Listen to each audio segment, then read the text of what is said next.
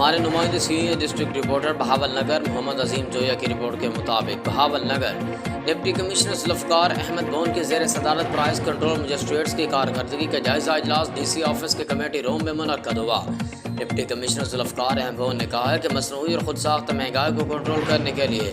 تمام price control magistrates کو zero tolerance policy پر عمل درآمد اور مقرر نرخوں پر معیاری اشیاء خوردنوش کی فروخت یقینی بنانے کی ہدایات جاری کی گئی ہیں